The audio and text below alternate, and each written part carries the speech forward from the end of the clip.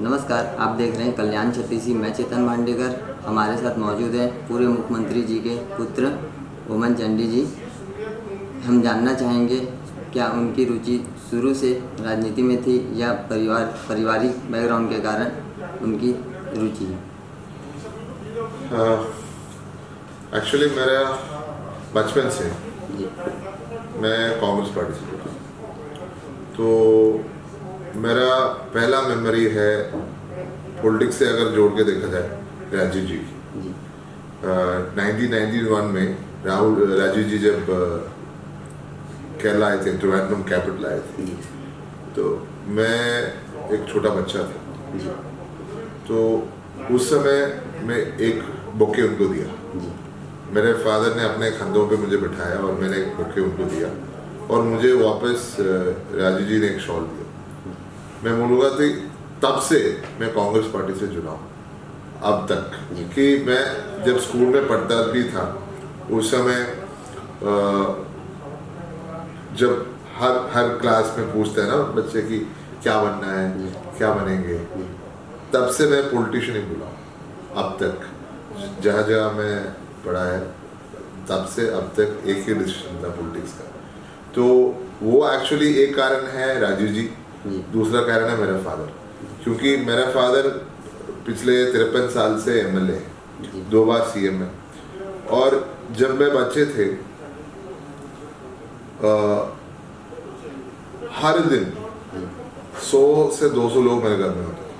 जब मैं first floor से नीचे आते थे, मेरा डाइनिंग रूम, मेरा ड्राइंग रूम लोगों से भर पड़ा था। तो लोगों के बीच हमने जिया है, फादर के समर्पण देखा है, तो फादर का समर्पण से हम सब इंस्पायर्ड हैं। तो इन 2 कारणों से मैं पॉलिटिक्स से जुड़ा हूँ अपने बचपन से, और अभी उसी डायरेक्शन में ही जा रहा है।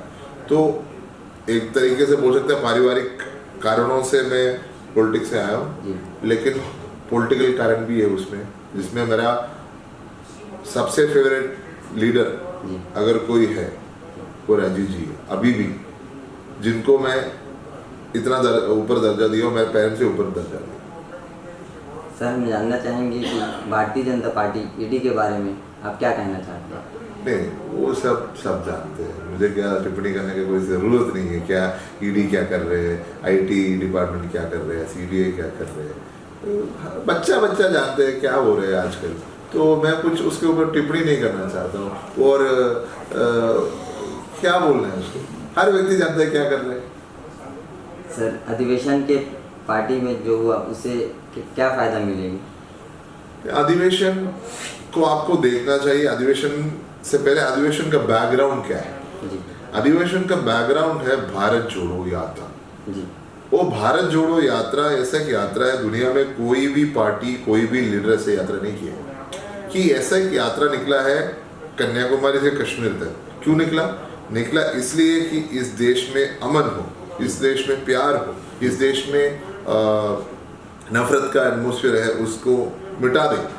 वो एटमॉस्फेयर बदल दिया है। जो एक डर का माहौल था वो बदल के एक प्यार का माहौल इधर इन्होंने ये यात्रा के द्वारा पैदा किया है। तो इस यात्रा के बैकग्राउंड में हमें इस अधिवेशन को देखना है। तो जहाँ से यात्रा गुजरा था वहाँ इम्पैक्ट पड़ा। लेकिन स्टेट्स है जैसे छत्तीसगढ़ है, बिहार है, बंगाल है, नॉर्थ ईस्ट स्टेट्स है, जहाँ पे उड़ीसा है, जहाँ पे यात्रा गुजरा नहीं है। तो यात्रा का जो इम्पैक्ट है वो कंटिन्यू कर रही है अधिवेशन में। जो बाकी जो स्टेट्स में जहाँ यात्रा गए नहीं, उधर अभी इसके कारण इम्पैक्ट फैला है। तो हम मानते हैं कि अधिवेशन बहुत बड़ा चेंजेस लेके आएंगे। एक भारत जोड़ो यात्रा के बैकग्राउंड में, दूसरा है कि 50% रिजर्वेशन लेके आ रहे हैं युवाओं के लिए।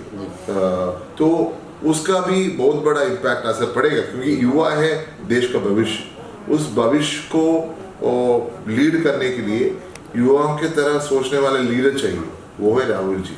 राहुल जी इस देश को एक नया दिशा देंगे, और राहुल जी के लीडरशिप में भारत एक सुपर पावर बनेगा दुनिया के लीड करने। सर हम जानना चाहेंगे कि छत्तीसगढ़ के सीएम को इस बार फिर से राष्ट्रपति मिली जाएगी। नो, छत्तीसगढ़ सीएम साहब बहुत इम्पैक्ट पूरा देश में उनका हुआ है, सिर्फ छत्तीसगढ़ में ही नहीं पूरा देश में उनका, क्योंकि जो